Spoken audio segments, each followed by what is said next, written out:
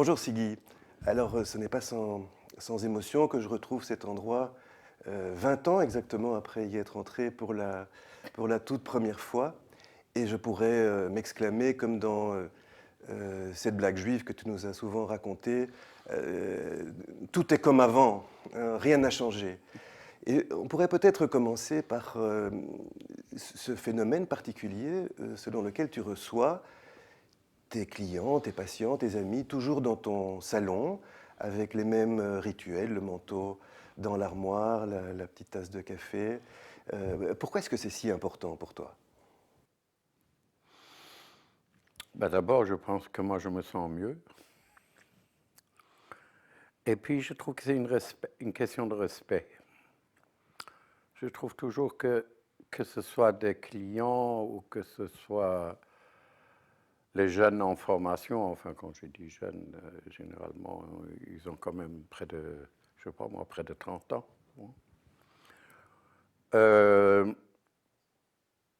Et qui viennent pour apprendre, ils veulent essayer d'apprendre quelque chose, eh bien, une des choses importantes pour moi, c'est de leur faire voir que je suis très respectueux de ça.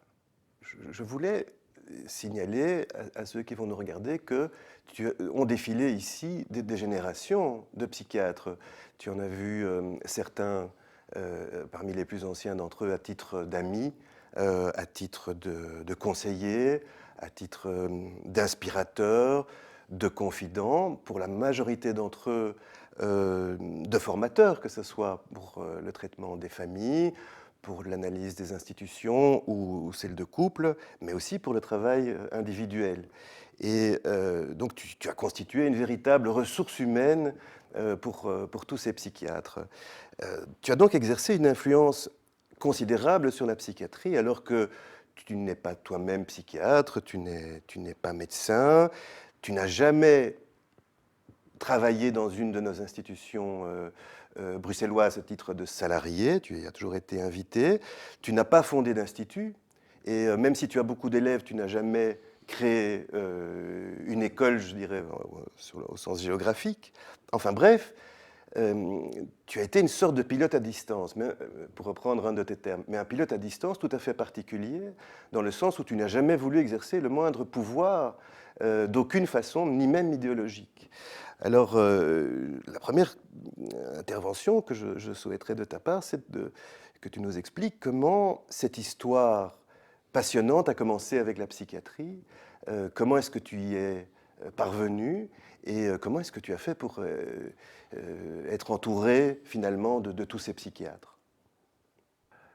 Il y a d'abord, comme toujours, je crois, comme tous les gens qui s'occupent d'autres, il y a une histoire derrière, je vais dire, et s'occuper d'autres, quelquefois une sorte d'autothérapie. J'ai vécu comme émigrant, ce qui veut dire ici, en Belgique, puisque je suis né dans le nord de l'Allemagne, comme petit garçon là. J'ai vécu là-bas, au temps des nazis. Et quand je dis émigrant, ça veut dire très sensible au contexte et au changement de contexte. Et l'émigrant doit apprendre pas à vivre, surtout à survivre. Donc, puis j'étais dans les camps. J'étais quand même à Auschwitz et Buchenwald, 3 ans, où j'ai appris que les liens sont importants, la fratrie est importante. Fratrie, je vais dire, c'est la seule valeur humaine qui existe là-bas, réellement, parce qu'il n'y a pas de statut, il n'y a rien. Et la technique de survivre, et dans les phases de survivre, quand même d'essayer de vivre aussi.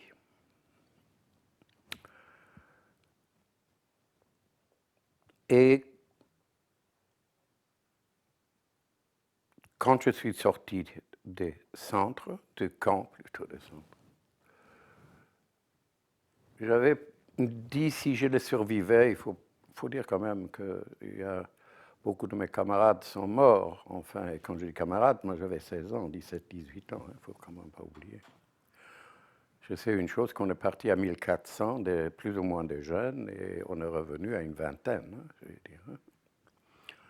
C'est que j'ai appris quelque part, je dirais presque l'essence de la vie et la valeur de la vie. Et souvent, je sais que ce que j'ai retenu de là-bas, c'est qu'on disait, le gars qui fermait les yeux, à un moment, il disait, qu'est-ce que j'étais con de ne pas avoir fait ceci et de ne pas avoir vécu ça. Et je me suis toujours dit que si demain je peux faire quelque chose, je vais essayer de faire quelque chose dans le sens où je peux être une ressource de vie pour les gens. Ce n'était pas une question de statut. C'était ça. Et j'avais promis, comme d'autres, qu'en sortant, si j'arrivais à sortir, et j'ai eu de la chance, que je m'occuperais des enfants. Je n'avais aucune formation, j'avais 20 ans, 19 ans, je suis sorti. Et très vite, comme on le savait, on m'a proposé une place comme éducateur dans une institution d'enfants, où tous les enfants étaient les enfants de ce qu'on appelle plus tard la Shoah. Et j'ai développé très vite là-bas, dans les centres où j'étais, des activités culturelles, du sport, de grandes excursions, la joie de vivre, au fond. Plus tard, ils ont tous dit qu'ils ont appris à jouer. Donc je me suis toujours intéressé aux gens, quelque part après, ceux qui ne savaient pas jouer. Je trouve ça très important ce que tu dis au sujet des troubles dont au fond, on n'est pas conscient. Est-ce que cette expérience-là, ce que tu as vécu dans les camps, et puis la position que tu as prise avec ces jeunes, et déjà avec leurs parents aussi, qui sont aussi revenus avec des tas de troubles, en tout cas ceux qui ont survécu. Ces troubles, tu as développé une certaine familiarité avec eux. Ça ne t'effrayait pas, ça ne t'étonnait pas. Dans un certain sens, tu trouvais ça une réaction normale. Oui, c'était ça la vie, oui. Enfin, moi, je ne savais pas, je n'avais aucune dimension de diagnostic, je ne savais pas de quoi on parlait. Donc, il fallait, dans l'ici et maintenant, voir comment est-ce qu'on pouvait vivre ensemble dans les groupes comme enfants. Et tu as dit quelque chose, Philippe, qui est important, j'avais oublié. Non plus, je ne me rendais pas compte. Les mères qui étaient, ou les pères qui étaient revenus des camps étaient hautement troublés très souvent, et c'est la raison pour laquelle eux ne pouvaient pas garder leur enfant, et on les laissait dans l'institution aussi, je vais dire. La différence était que j'avais appris, sans le savoir de nouveau, qu'il fallait que je parle avec eux. Ils venaient prendre leur café chez nous. Ils passaient des après-midi où ils traînaient dans la maison autour de leurs gosses parce qu'ils avaient peur qu'il arrivait quelque chose à leur enfant. Quelquefois, ils me téléphonaient au milieu de la nuit pour que j'aille contrôler si l'enfant n'avait pas été déporté. Et je devais réveiller le gosse pour l'amener au téléphone à 3 heures du matin. Plus tard, j'ai compris que j'avais appris à travailler avec les familles. Mais ce n'était pas une théorie. Hein. Mais ça n'existait pas que ces parents-là, très troublés très souvent, ne puissent pas venir et avoir des contacts avec moi. C'était impensable. Plus tard, ça m'a beaucoup aidé de comprendre que comme il y a un enfant dans l'institution ou un malade plus tard dans l'institution peut être marqué par l'angoisse de l'abandon, du rejet, d'avoir été déclaré mort-vivant à travers son placement, quoi, enfin, si on veut. Le fait que les symptômes présentés par les gens sont en fait les seules réactions possibles à un contexte. Est-ce que c'est bien ça? Oui, je pense que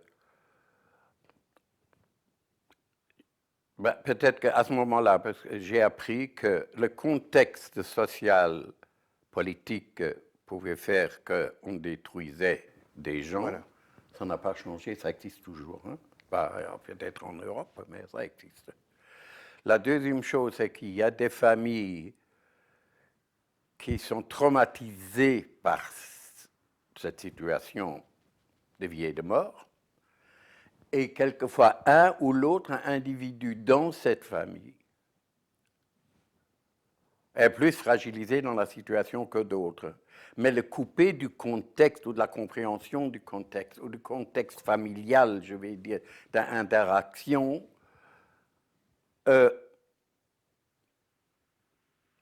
me semblait impossible de le penser uniquement individu, parce qu'enfin, moi, j'ai toujours appris que, à travers la vie, dans les homes et après dans des institutions où j'ai travaillé avec des adolescents quand même, enfin, qui étaient des cas psychiatriques alors plus tard, de construire un contexte dans lequel on peut vivre, je parle de rendre vivante l'institution, et pas une salle d'attente, comme on dit, de garder le contact avec le milieu social extérieur, faisait partie du mouvement de récupération, enfin, disons, enfin pour les individus. Oui. Les enfants que tu as aidés sont vraiment de vivants témoignages de la réussite de ce traitement euh, contextuel, mais enfin qui ne portait pas le nom de traitement à l'époque. C'était simplement une pratique pour toi. Tu n'avais pas l'idée de traiter. Qu'est-ce qui fait que tu laisses cette institution à un moment et je pense qu'à ce moment-là, tu pars en Hollande. Qu'est-ce qui t'y pousse? J'avais un arrangement avec l'organisation juive qui payait les institutions, qui me paierait des études. Je pouvais choisir ce que je voulais et je pouvais aller où je voulais. Parce que ce qui m'intéressait, j'étais au fond, sans le savoir,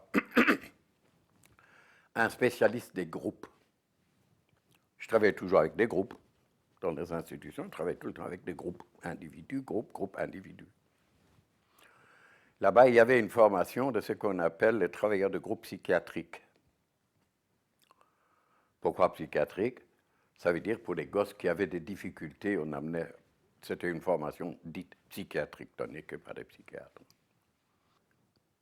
Et à ce moment-là, on m'a demandé, il y avait une institution expérimentale qui avait été créée pour des adolescents schizoïdes, voire schizophrènes, borderline psychotiques, etc., à l'université de Utrecht, qui avait créé une petite institution, exactement comme ceux que j'avais connus, avec une vingtaine de gosses ou 30 gosses, à Amersfoort. Alors, on m'a demandé d'aller là-bas pour un stage. J'étais une semaine en stage. Et moi, je me rappelle très bien que je suis arrivé, c'était en plein vers le mois de juin, et j'ai dit, bah, si on faisait un camp. Enfin, d'abord, ils ont cru que j'étais gravement perturbé. C'est vrai, je me rappelle très bien. Comment aller avec ces garçons-là, suicidaires, chaotiques, fantasmes destructeurs, enfin tout ce qu'on veut. Eh bien, en fin de compte, ils m'ont donné l'accord. En venant tout le jour, il y avait 2, 3 psychiatres qui venaient voir enfin comment on survivait dans ce camp. Enfin, je vais dire, enfin, très bien, je me rappelle très bien de ça. Et c'est là que je suis rentré vraiment en psychiatrie. Mais ce qui est surprenant, c'est que tu n'y es pas donc rentré comme thérapeute de groupe, mais comme, si je puis dire, injecteur de vie dans un groupe. D'abord, j'ai commencé en principe comme thérapeute de groupe, on disait. Ça a duré même pas une semaine. Parce que moi, j'ai dit, écoutez, dans cette institution, il n'y a pas moyen de vivre. Et, par exemple, ils ne savaient pas non plus qu'on travaillait avec des parents. Je me rappelle très bien. Et moi, j'étais probablement quelqu'un qui est arrivé à ça, mais pas du tout par des grandes réflexions, puisque pendant 15 ans, je travaillais comme ça, avec les familles. des gosses. Et je réunissais la mère avec son fils dans le bureau, là, enfin c'était un cote dans les hauts. Et on discutait ensemble. Et on faisait la circularité triangulée, comme on disait plus tard. Ça coûtait plus cher, hein, depuis qu'on disait ça. Hein.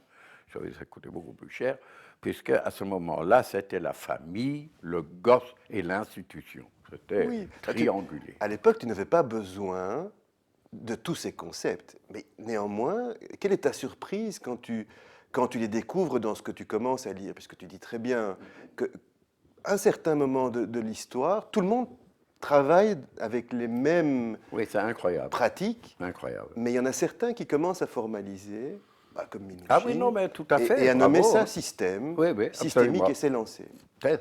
Exact. Et comment te retrouves-tu embarqué alors dans ce bateau? Comme je travaillais longtemps dans cette institution, quand même pendant 10 ans, à Saint-Wijk, je vais dire, en Hollande, là on publiait, comme c'était un centre universitaire, il fallait sortir régulièrement des articles, voire des bouquins, d'accord? C'est là qu'ils m'obligeaient à formuler, disons-le comme ça. D'abord sur les groupes, l'interaction de groupes de thérapie, les premiers articles datent de là, et après, l'institution, voire la famille, enfin, voire l'individu. Et on a commencé à réfléchir là-dessus. La seule chose qu'il y avait une différence entre les gens et moi. Les psychiatres qui étaient là m'ont fait confiance. Ça, c'est la première chose. Sans eux, je n'existerais pas dans ce que j'ai fait. C'est qu'il y avait dans l'institution des psychiatres qui se rendaient compte que, avec ce qu'ils avaient appris comme médecins psychiatres, ils pouvaient gérer des rendez-vous individuels, mais ils n'avaient pas la dimension, l'expérience, ni reçu l'enseignement de gérer des groupes ou de gérer une institution qui avait comme but pas de survivre, mais de vivre. Ça, c'était le but. Et moi, je dis toujours, c'est que la chose la plus importante, c'est de créer un climat, pas une atmosphère, comme on disait dans un certain film dans le temps, mais un climat du respect de l'autre, où il n'y a pas des idées fixes de diagnostic qui bloquent le processus, où il y a un climat où, à tour de rôle, ça peut être le gosse, ça peut être un psychologue, le travailleur social, le psychiatre, etc., c'est l'un ou l'autre peut avoir la bonne idée qui peut aider maintenant, et que la bonne idée n'est pas rattachée au diplôme ni à la hiérarchie. Et ça, c'était quelque chose qui était mon style, je vais dire, de regarder ça, sous cet angle-là. Mais j'avais un désavantage, c'est que je n'étais pas médecin, mais j'avais un avantage, je ne devais pas apprendre à désapprendre pour vivre avec les gens. Oui, contrairement aux autres. Ah ben oui, les autres, les garçons et les filles avaient mis 12 ans d'études. Et ils étaient un peu programmés, je vais dire, enfin. Et c'est vrai, quelque part, ils reconnaissaient un symptôme, ils savaient le situer, ils savaient même quelquefois ce qui pourrait aider en dehors du dialogue comme médicament, par exemple, ce que moi, évidemment, je ne connais rien, encore aujourd'hui. Mais comment vivre avec eux et comment participer à la rencontre avec eux, comment être une ressource existentielle pour l'autre, ça, c'était plus difficile. Mais ils étaient programmés, mais en même temps, enfin, on voit comme le contexte et le hasard ou la chance ont joué un rôle important. Tu t'es retrouvé dans cette époque où justement les psychiatres se posaient des questions sur leur programmation. Absolument. Ce qu'ils ne faisaient pas avant. Absolument. Et ce qu'ils n'ont plus refait après. Ah, je ne sais pas. Mais ça, c'est tout à fait vrai. Je réinsiste. Si je suis arrivé à ce que je suis arrivé et qu'après de jeunes comme toi, et un tas d'autres générations m'ont fait confiance et ont créé après des instituts que moi, j'ai jamais créés. Je ne sais pas combien d'instituts n'ont pas été créés, je veux dire, ici, en France et en Suisse. Hein. Mais tout ça par les gens qui, à un moment, ont travaillé avec moi. Moi, je dois dire que en Hollande, donc, j'ai fait ça pendant 12 ans. On a publié et j'ai eu mon identité de Ziggy Hirsch, ça semble très narcissique comme ça, mais Ziggy Hirsch est spécialiste pour les problèmes, à ce moment-là, d'ados et des parents en difficulté avec des ados très en difficulté. Comment gérer ça, spécialiste. On ne savait pas très bien le doctorat en quoi c'était, mais enfin c'est comme ça, d'accord?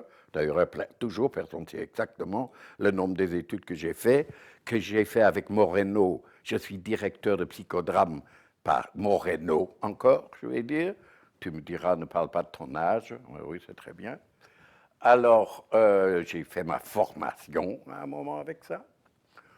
C'est pas impossible d'ailleurs, à part ça. Mais j'ai fait avec des gens comme Schützenberger des années de formation de groupe analytique. Enfin, je ne sais pas tout ce que... Enfin, il faudrait demander ce que je n'ai pas fait. Mais ce n'est pas ça.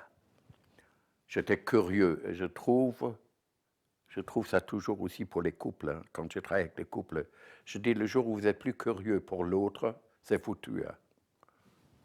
Si vous vous intéressez plus à l'autre, c'est fini. Alors vous vous intéressez seulement, passe-moi 2 sucres, quoi. Enfin, c'est tout. Mais la curiosité est un de mes principes, j'y pense maintenant, de développer un climat où la curiosité avait un haut statut. Être curieux. Ah oui, j'avais développé une technique qui était filming in group therapy. Ah oui, moi j'adorais ça. Enfin, moi j'ai fait d'un hobby, soi-disant une science. Moi j'adorais filmer. J'adore le théâtre. Tu n'as qu'à me voir parler. Hein? Comme ça. Alors, qu'est-ce que j'ai fait? Dans les camps, ce qui était devenu très connu, j'avais monté un théâtre à Auschwitz avec des cheminées qui fumaient derrière, avec 2 autres copains qui sont morts maintenant. On faisait le soir, pendant qu'on travaillait les morts, etc., et on brûlait derrière, et les convois arrivaient. On avait monté une scène de théâtre, enfin théâtre, des planches, quoi. Et on montait un spectacle. Bon. Ce que j'appelle, même dans les situations les plus extrêmes, des mécanismes de survie peuvent exister et des moments de vie où on riait vraiment. On riait. C'était incroyable. Bon. J'avais fait des films à Saint-Weick. C'était formidable. C'était des cinémas muets à ce moment-là, puisqu'on n'avait pas le système de son comme maintenant. Et j'ai fait quelques films avec des garçons schizo. Et j'ai montré ça à un congrès à Vienne. Et là, c'était formidable. Et il y a des gens de Belgique qui sont venus me voir. Ils ont dit, vous ne pouvez pas travailler pour les institutions chez nous. Et puis, j'ai commencé en France grâce à Robert Neuburger, avec lequel je me trouvais sur une plage à l'île d'Elbe, qui était un psychiatre lacanien. Et dans la discussion, il a été intéressé, encore une fois un psychiatre qui m'avait fait confiance, et c'est lui qui a organisé le premier groupe de psychiatres à Paris, qui a duré de longues années, desquels sont sortis je ne sais pas combien de formations, entre nous soit dit. Ce qui est merveilleux, c'est que moi, je n'ai jamais écrit réellement, mais ils ont écrit des dizaines de bouquins à Bruxelles. Flamand avait entendu parler de moi. Je ne sais pas comment il était devenu prof, mais je crois qu'il je ne sais plus très bien, mais il dirigeait en tout cas. Et il était un type. C'était quand même déjà la fin 68, hein, je vais dire ou quoi. Il y avait quand même On ne pourra pas dire des psychiatres rouges comme en France, je vais dire, ou des magistrats rouges, mais quand même des gens de gauche qui étaient prêts à s'engager dans des trucs, des combats, enfin, etc. Alors, comme j'étais connu comme quelqu'un qui travaillait avec des groupes, qui travaillait avec des institutions, qui travaillait avec des familles, etc., Flamand m'a appelé. Et alors, je fais ce gentil groupe-là, avec Michel Souris dedans, Izzy Pelk dedans, Bloch dedans, enfin, moi, je ne sais plus, Van Reet, je ne sais plus tout ce qui était là-dedans. C'est de là que va surgir le fameux trio avec Michel Souris et Jean Vermeil. Absolument, absolument. Une amitié. Alors, Jean, une amitié, et pas seulement une amitié, mais aussi un engagement professionnel. Voilà. Et à partir de ce moment-là, il y a quelques gens qui se sont dégagés, qui avaient envie de se battre et créer des trucs. Il ne faut pas oublier, le grand avantage à ce moment-là était, c'est que d'arriver à sortir la psychiatrie hors des hôpitaux, je vais dire, enfin. C'était des idées de combat, au fond. Alors, Jean Vermeil, tout le monde sait ce qu'il a réalisé. Michel, qui malheureusement, on l'a perdu il y a quelques semaines, était un type qui, sur un tout autre terrain, mais criait des choses. À ce moment-là, sont venus chez moi bras de fer pour créer Antonin Artaud, Plume Macaire pour créer la Gerbe et des compagnies avec des histoires. Enfin, on peut continuer comme ça. Toscano qui voulait réorganiser Fonroy. Enfin, bref. Il y a un monde fou qui a passé ici à ce moment-là. Léo Cassiers qui est venu parce qu'il crée l'unité 21 et un tas de choses. Là. Moi, j'apprenais plus chez lui que lui chez moi. Mais enfin, on était d'accord pour une chose, la dimension humaniste. Ça, c'était profondément quelque chose que je crois, qui nous marquait tous. Jean Vermeil aussi, je vais dire. Enfin, c'est quand même tout un groupe de gens pour lesquels, en dehors de la profession, l'engagement, je dirais, politique humaniste, je dirais, enfin, je dis toujours, c'est des gens avec qui on travaillait, on avait le droit d'avoir la bonne idée au bon moment. La seule chose que quelquefois, il y avait 3 bonnes idées et il fallait mettre de la hiérarchie dans l'organisation, laquelle allait emporter maintenant. Parce que quelquefois, la bonne idée est comme un seau d'eau dans le Sahara parce que le contexte ne le permet pas. D'accord? Alors, la liberté n'est pas avoir des bonnes idées uniquement, mais la liberté est, si on a tous des bonnes idées différentes, c'est de mettre une hiérarchie, quelle est la bonne maintenant et quelle autre va suivre. Oui, c'est vrai qu'à cette période-là, il y a eu la création de presque toutes les institutions qui perdurent encore aujourd'hui. C'était vraiment une époque assez merveilleuse pour la psychiatrie. Oui, et qui a fait sortir la psychiatrie de la position magique ou je ne sais pas quoi, ou mystérieuse, et c'est devenu tout à coup quelque chose de beaucoup plus... C'était devenu une possibilité de ressources, je vais dire. Donc, toi, tu es la continuité, comme d'autres, comme Béliard ou Santé, c'est la continuité. C'est quand même, je ne sais pas combien de gens qui sont là-bas qui n'ont pas été ici, je vais dire, enfin, je vais dire un peu partout. Oui, tu as influencé même des gens qui ne sont pas venus te trouver, c'est indéniable. Mais justement, alors je voudrais venir à un point pour moi essentiel. Bien sûr qu'on pourrait parler des familles et des couples, mais tu sais que notre entretien porte vraiment sur l'histoire de la psychiatrie et on va se concentrer un peu là-dessus. Les psychiatres quittent les grosses institutions anciennes, les hôpitaux, les asiles, mais ce faisant, ils créent de nouvelles institutions, des plus petites. Et c'est là que tu vas beaucoup intervenir. Oui. C'est sur la jeunesse, la vie et les problèmes que vont connaître ces institutions. Oui. Puisque tu vas développer, j'en ai le souvenir et la pratique quotidienne, un modèle, là aussi, sur l'institution qui est tout à fait particulier, qui soutient, peut-être je vais dire quelque chose d'excessif, mais enfin, que l'institution, c'est la meilleure chose et la pire à la fois. Alors, qu'est-ce que tu penses d'une institution? Comment ça peut survivre? Comment ça fonctionne? Il faut que ce soit des équipes où il y a une pyramide de qui évalue qui. Parce que si les gens ne sont pas évaluables, ils ne peuvent pas gérer un processus et grandir dans la relation avec leurs clients. Tu parles bien d'une évaluation subjective, peer-to-peer, pas d'une évaluation comme on l'entend aujourd'hui, c'est-à-dire avec un questionnaire et des chiffres. Non. Ce qui est important, c'est qu'on doit être évaluable. Est-ce que c'est ce que tu appelais, je me souviens encore de ce terme que tu employais parfois, Praktijkverleiding, c'était quelque chose comme ça? L'accompagnement dans la pratique, oui. Voilà. Oui. Qui n'est pas une supervision. C'est un accompagnement dans la pratique. C'est-à-dire que tu prends, allez, symboliquement, au moins 1 heure, 1 heure et demie avec quelqu'un dont toi tu es, parce que tu es plus âgé, tu as une autre expérience, etc., tu es la ressource. Et où l'autre se met en doute au niveau de son travail avec tel ou tel groupe dans l'institution. Ça veut dire, et ça c'est très important dans ton enseignement, que tu ne soutiens pas, enfin, ou pas longtemps, l'idée d'un groupe où on est tous pareils, un groupe horizontal où tout le monde est égal. Pour que le groupe tienne, selon toi, il faut une certaine verticalité, mais une verticalité qui n'est pas non plus autoritaire. Oui, ou l'autorité, ce n'est pas le sens autorité dans le sens dictatorial, mais autorité dans le sens du savoir. Ça veut dire savoir, je veux dire, tu as plus d'expérience. L'autre qui? Et ce vecteur symbolique organise le groupe et l'activité. C'est ça.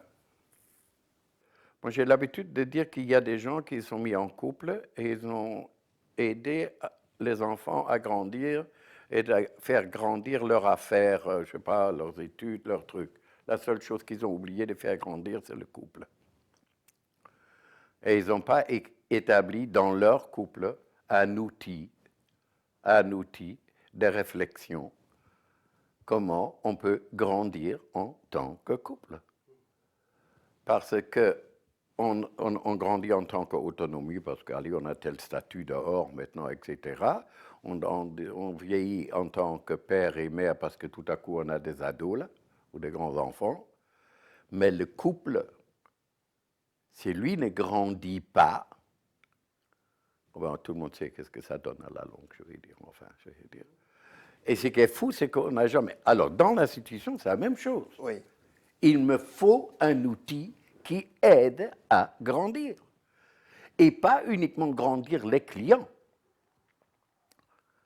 Il faut quand même savoir travailler en institution. Avec des cas psychiatriques, ça ne touche pas que l'intellect. Hein. Ça touche l'émotionnel, hein, je vais dire. Hein. Et là, on a besoin de parler avec quelqu'un de temps en temps. L'institution, c'est donc quelque chose qui évolue constamment. Ça bouge. Oui. Et en même temps, tu nous as appris qu'une institution, il fallait la regarder avec un peu de distance, je dirais, d'autant plus qu'on y travaille et qu'on est inclus dedans. Et c'était pour ça qu'on venait te trouver et te questionner continuellement, c'est parce qu'on ne s'en sortait pas sur notre propre interaction avec l'institution. Dans nombre de cas qu'on est venu, moi et mes collègues t'exposer, tu nous as toujours attiré l'attention sur le fait qu'on était des travailleurs de cette institution et que d'être la fidélité, si tu veux, à l'institution était ce qui nous posait un problème dans le travail avec le patient. Donc tu as développé une série de concepts. L'idée d'une institution, c'est qu'elle ne peut pas fonctionner sans une certaine croyance, sans un mythe fondateur qui se perpétue, et il y a ce qu'on appellerait une sorte de gardien de l'idéologie toujours quelque part. Est-ce que tu maintiendrais ça aujourd'hui? Gardien des idéologies évolutives. Évolutive. Pourquoi je dis ça? Si l'institution ne reste pas en contact et pense 10 années en avance, alors ça ne va pas. Parce qu'elle va devenir une avance freinante. Siggy, dans une logique des petits chiffres qui t'est propre, il y a donc des groupes à 6 à 8 personnes, et il y a aussi une institution qui doit travailler pendant 5 ans, ce après quoi tu conseillais que les travailleurs se posent la question de la pertinence de poursuivre le travail, de vérifier l'adéquation de l'institution avec ce que demandent les patients, avec ce que veut le contexte. Pourquoi 5 ans? Eh bien, voilà. Alors, l'idée était, Philippe, un peu l'histoire du sabbatical year que les profs doivent prendre à un certain moment pour ne pas continuer à enseigner les mêmes histoires, les mêmes trucs à leurs étudiants et de prendre vraiment un espace de réflexion réel, pour essayer de renouveler complètement leurs pensées en fonction de dernières recherches. Enfin, qu'est-ce que je veux dire? D'accord. L'institution a quelque chose, une symbolique, la symbolique du toit familial. On vit dans l'institution. Et on sait très bien que les travailleurs, psychologues, psychiatres, travailleurs sociaux, éducateurs qui travaillent dans une institution, c'est une mentalité spéciale. Ce n'est pas les gens qui font un cabinet avenue Louise, généralement. Quelque part, ça répond à un besoin, pas seulement de psychiatrie, mais d'être dans l'institution, de vivre cette fratrie-là de compétition, de jalousie, de érotisation, je vais dire. Enfin, c'est une symbolique de maisons qu'ils n'ont pas trouvé peut-être avant. Ils sont un peu chez eux. Ce qui veut dire qu'on a exactement le même problème de fixation, de rivalité, de jalousie, etc. Je ne parle pas maintenant du travail en profondeur intellectuelle pour le moment. Et je pense qu'il est important, c'est généralement dans la moyenne, après 5 ans, dans le temps, on faisait appel à un spécialiste pour faire de la dynamique du groupe du staff. Pourquoi? Mais parce qu'il y avait des problèmes, des intrigues, il y avait un underground de pouvoir qui essayait de liquider le gars qui était en haut, etc. Et on ne comprenait jamais pourquoi lui, il avait été nommé ou elle avait été nommée, enfin, etc. Et vous savez probablement que dans toute institution, on fait 5 réunions, 6 de préférence, pour savoir si on allait accepter tel travailleur social, tel psychiatre, telle chose. On va étudier 5 rendez-vous, 5 interviews, etc. D'accord? La seule chose qu'il y a dans aucune institution, on sait comment il faut foutre dehors quelqu'un. Ça, on ne sait pas. On ne sait pas gérer ça. Le processus de séparation, d'individuation de l'autre côté de la barrière, c'est un problème très difficile en institution.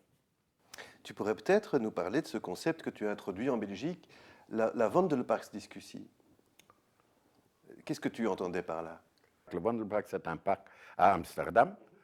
Et on va s'asseoir sur un banc, il y a quelqu'un qui vous dit il fait bon aujourd'hui, et puis l'autre qui dit il ne fait pas bon, et puis il dit le gouvernement va tomber, on ne sait pas, etc.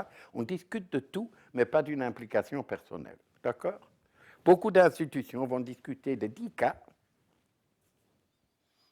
qui reviennent d'ailleurs. Il y a des cas tubes qui sauvent la discussion, hein, je vais dire enfin. On fait attention qu'ils restent en bonne santé pathologique, je vais dire, comme ça on peut le ramener régulièrement. Mais on ne change rien. Oui, ça se chronifie. Oui. Ça se chronifie et ça Alors risque... là, c'est le danger. Parce qu'il y a une conséquence pratique, c'est qu'à force de fonctionner, on devient des fonctionnaires. Et à force d'être chronifié, on chronifie les patients. Oui, je pense. Donc ton idée, c'était d'empêcher ça Oui.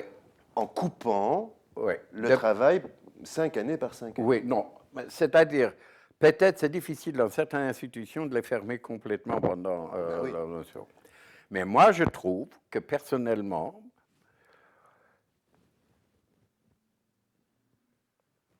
il faut voir par institution.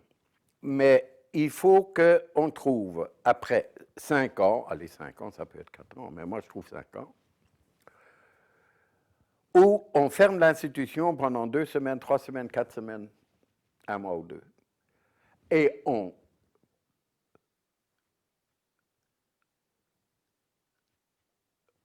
tout le monde se re-engage dans l'institution. C'est ça qui est important. Ce n'est pas parce qu'on a travaillé 5 ans qu'automatiquement on revient là-dedans, je vais dire.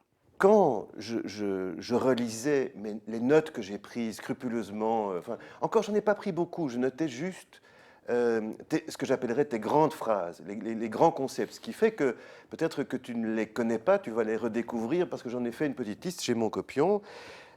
Voilà à peu près tout ce que moi j'ai noté que tu nous as appris. Des choses aussi extraordinaires que comment accueillir un patient, pourquoi s'intéresser à l'envoyeur du patient, comment faire avec la première séance, comment expliquer directement, d'emblée, qu'on a un modèle. Quand est-ce qu'il faut arrêter une thérapie? Pourquoi l'arrêter? Comment l'arrêter? Comment rester calme devant les symptômes? Ce que tu as évoqué comme étant comment ne pas être fasciné par un symptôme, comment ne pas être captif du symptôme. Tu as, alors que tu n'es absolument pas lacanien, toujours insisté sur une distinction fondamentale, c'est ce qui est imaginaire et ce qui est symbolique. Ça, tu l'as toujours fait. Tu nous as aussi appris à respecter les croyances, mais jamais à y adhérer. Ce qui m'importe, c'est de montrer qu'on était pris dans un certain modèle aussi avant de venir te trouver. Ce modèle s'appelle, pour nous, le modèle médical. Je pense qu'on n'a pas idée à quel point on est formaté par ce modèle, à quel point, tu l'as dit tout à l'heure, on fait 12 ans d'études, et on arrive, quand on rencontre pour la première fois un patient avec des véritables responsabilités, avec 12 ans de formatage derrière nous. Voilà. Alors, toi qui en as eu l'expérience, au fond, qu'est-ce qu'il y avait à reformater? Qu'est-ce qu'il y avait chez tous ces psychiatres qui n'allaient pas? Oh non, tous, non, il ne faut pas généraliser. Je n'ai pas dit qu'ils étaient pathologiques ou malades. J'ai dit qu'ils étaient dans une relative souffrance ou pour le moins un questionnement par rapport à ce qu'on leur avait appris. Mais écoute, la chose, d'abord il y a une chose, que les gens qui venaient ici mettaient déjà en doute eux-mêmes des choses, puisqu'ils venaient chez quelqu'un qui n'allait pas parler de médecine. Voilà. C'était clair. On leur avait donné un modèle de pensée, de cause à effet, entre autres, du diagnostic, entre autres, de se tenir au diagnostic, entre autres, etc. D'accord? Et ils avaient découvert en psychiatrie, j'insiste, en psychiatrie,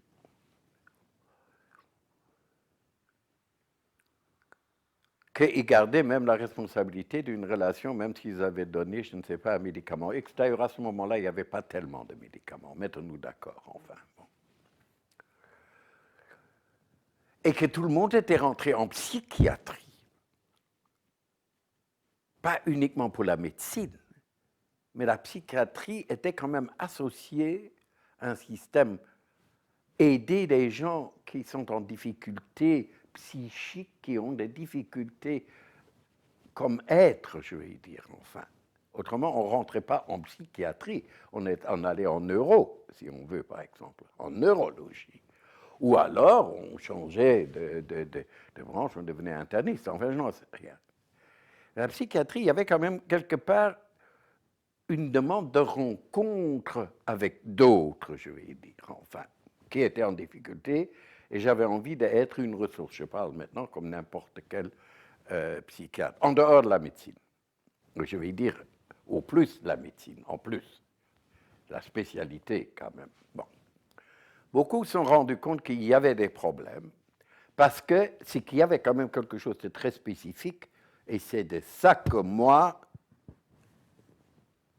j'ai pu, oui, profiter dans le sens de ma vie, enfin de quelque part. Dans les hôpitaux, il n'y avait pas de supervision. On n'accompagnait pas une long-term supervision, enfin, comme on dit. Il n'y avait même pas la praktijkbegeleiding, c'est-à-dire l'accompagnement dans la pratique dont quelqu'un était responsable, au moins 1 ou 2 fois par semaine, de discuter avec le jeune PG. Il n'y avait pas. Et il ne faut quand même pas oublier que beaucoup de gens qui au début venaient chez moi étaient PG. Et ils étaient un peu comme les enfants perdus. Ça veut dire l'infirmière leur demandait, vous devez savoir, hein, docteur. Hein? Mais ils ne savaient pas. Ils ne savaient pas. Donc on ne savait pas comment commencer une entrevue réellement. En institution, entre autres. Comment la terminer, c'était autre chose. Et presque tous les garçons et les filles que j'ai vus ici étaient des jeunes PG psychiatres avec une jambe de bois. Une jambe de bois veut dire ils dépendaient d'un chef de service, d'un chef de clinique, d'une infirmière chef de je ne sais pas quoi, si vous voulez, tous ensemble. Et leur créativité personnelle était incroyablement limitée au fond. Enfin, s'ils avaient une idée, on dit écoute, tu apprendras, c'est pas comme ça qu'il faut faire. C'est pour ça qu'un jour, tu m'as dit, quand je t'ai posé la question, donc il y a 15 ans d'ici, tu m'as répondu, moi, je rends les gens immatures. Est-ce que tu te reconnais dans tout cette à fait. réponse? Oui. Eux aussi, tu leur apprends à jouer. C'est ça. Immature, je vais dire, immature veut dire d'abord de ne pas être conventionnel. Deuxièmement, d'être non respectueux de toutes les théories que je peux mettre Freud, Lacan, tout ce qu'on veut ici autour du mur. Moi, je dis, moi, je préfère des tableaux sur le mur et des murs blancs, c'est beaucoup plus gai. Et d'être irréférencieux et de dire, mais comment je pense moi-même en face de cet homme? Cet homme s'en fout complètement de toutes les théories que j'ai apprises. Il me demande que je l'aide. Que je l'aide, vraiment. Il est en difficulté. Que je l'aide et il est prêt à apprendre. Alors, généralement, il n'y avait pas de formation pour ça. Mais ça nous amène alors à la dernière partie de notre entretien, qui va être relative à la maîtrise. C'est une chose vraiment surprenante de voir comme tu es capable d'incarner la position de maître, mais plutôt un maître particulier, un maître plutôt oriental, un maître de passage, un maître qui ne commande pas, un maître qui est toujours là, un maître qui accompagne. Est-ce que tu as conscience de ça et de comment tu fais pour pouvoir tenir cette position, là où beaucoup de maîtres se déguisent en autre chose que des maîtres? Toi, tu ne fais pas ça. Je crois que peut-être que le fait que je sois considéré comme maître, c'est peut-être parce que moi, j'ai le respect de l'apprenti, enfin apprenti dans le sens large. Et j'ai le respect de quelqu'un qui essaye de savoir. Et que peut-être je peux être une des pierres de fondation de son savoir. Peut-être qu'il me donne cette place-là, d'accord.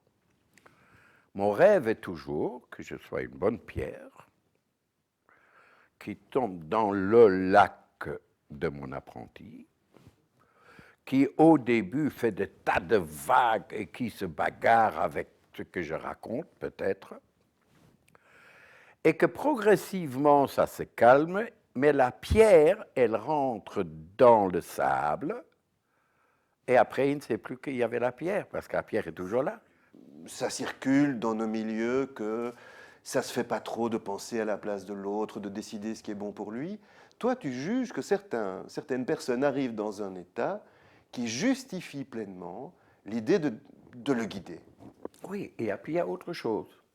C'est vrai qu'actuellement, là le mot a changé. Hein? Il y avait le mot de guidance, maintenant, si tu veux avoir un statut, c'est du coaching. Ça évolue, hein, tout ça, les titres changent. L'idée reste la même. Si je vais dire à un certain moment à quelqu'un, moi j'ai le sentiment que là, il y a un mécanisme de répétition et vous vous enfoncez régulièrement. Il y a probablement une crypte derrière, ça veut dire un monde secret. Vous n'avez pas le temps 6 ans pour essayer de le découvrir. Vos enfants attendent autre chose de vous maintenant. D'accord? Le type, il dit, mais qu'est-ce que je peux faire? J'ai dit, écoutez, je vais faire du coaching, mais je prends la responsabilité pour le coaching. Ça veut dire que la semaine prochaine, quand vous revenez, vous me dites si ça marche ou pas. Et si ça ne marche pas, mon coaching n'était pas bon. Et que vous avez eu une autre idée, meilleure que la mienne peut-être, probablement. Mais si je ne prends pas position, Et je dis que vous devez tout découvrir par vous-même. Mais ça peut prendre des années. Mais il y a des êtres qui sont dépendants de vous. Votre femme n'en peut plus ou votre homme ne peut plus. Vos gosses sont découragés. Vous-même, vous êtes découragé. Alors je peux dire qu'elle a affaire avec des cripes et vous êtes transgénérationnellement, il y a déjà eu des maniaco-dépressifs dans votre famille. Merci beaucoup. Comment vous allez expliquer ça maintenant en face des gosses? Mais la règle dans cette histoire est qu'ils reviennent la semaine prochaine et qu'ils peuvent me dire ça vaut rien. Et pas, quand ils me disent ça n'a pas marché, je dis je vais analyser vos mécanismes de régulation de défense. Ça doit avoir à faire avec le dip non résolu. Et si je prends la bonne position de Rodin, de penseur, ça fait encore mieux. Oui, ça c'est une chose que tu as enseignée sans vraiment le faire exprès, c'est à être comédien. Absolument. Travail. Ça non plus, tu n'as pas peur d'assumer ça. Non. Je vais dire quelque chose. Je pense que les psychiatres doivent être en partie à l'occasion comédiens. On leur demande, même si vous êtes confronté avec les émotions les plus importantes, gardez un poker face. Restez calme. Faites peut-être au maximum D'accord? À l'intérieur, le psychiatre, il a peur, il crève de trouille, il est confus, il est tout, mais sur le visage, c'est le poker face. D'accord? C'est quoi? C'est pas comédien, ça? Mais ils ne le savent pas. Non. Ce que je veux dire, c'est que toi, tu apprends à faire le comédien exprès, on purpose. En purple, et j'espère qu'à travers ça, on peut rire et qu'à des moments de détente, pour eux et moi, hein, d'ailleurs, on trouve, c'est pas pour rien que je raconte les blagues toujours. Oui, Enfin, mais ça, c'est justement, le statut de ces blagues, c'est aussi de dérider un peu toute cette rigidité, parce que ce que tu complétais très utilement, c'était effectivement une formation, et principalement analytique, qui nous apprenait à être tout droit et à ne montrer aucun affect. Ouais. Je ne sais pas si Freud a demandé ça, hein, parce que je ne suis pas convaincu. Hein. Tu as un jour ironisé sur la neutralité bienveillante. Moi, en je disant qu'on pense ne peut que pas la être pensée freudienne est remarquable. D'avoir introduit le monde des cryptes, le monde des fantômes, l'aspect transgénérationnel. C'est quand même le premier qui a parlé de transgénérationnel quand il dit que j'introjecte le surmoi de mon père et le surmoi de son père, mon père a été introjecté de son père, donc il fait du transgénérationnel à Mac. D'accord? Ouais. La seule chose qu'il ne disait pas, ça transgénérationnel. Non. Mais c'était quand même ça. Mais je ne suis pas certain que lui, il a dit qu'il n'était pas... enfin, qu'il restait toujours distant, je n'en sais rien. Je ne sais pas si tu as vu son cabinet à Vienne. Ben, il a autant de brol, il a 10 fois plus de brol dans la pièce que moi, je vais dire, enfin, je vais dire. D'accord, et il se fascinait pour ces trucs, il expliquait aux malades ce qu'il avait là comme acheté comme nouvelle pièce ou quoi. Alors, il a exactement fait, et je ne me compare pas à ce grand personnage, mais il recevait chez lui. Ah ben il était l'inventeur. Il recevait chez lui, avec pas un cabinet blanc, avec un cache-poussière là ou quoi. Non, il recevait chez lui. Tu avais toutes les choses qu'il aimait. Et ce n'est pas un décorateur qui avait arrangé sa pièce. Hein. Cette pièce sentait... Ici, ce n'est pas un décorateur qui a fait cette pièce, comme on dit. Parce que moi, je veux bien les trucs que j'aime. Lui, il fait la même chose, d'accord? Donc, il n'était déjà pas neutre. Tu comprends? Bien, Siggy, bah, il me reste à te remercier pour cet entretien et puis pour tout le reste. On va faire le viennois, je te remercie aussi, c'était vraiment très bien.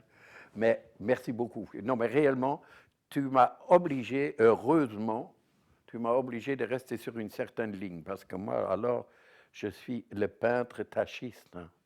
Je tac, tac, tac, tac, je fais comme ça un tas de trucs et il me faut quelqu'un qui me structure. Hein.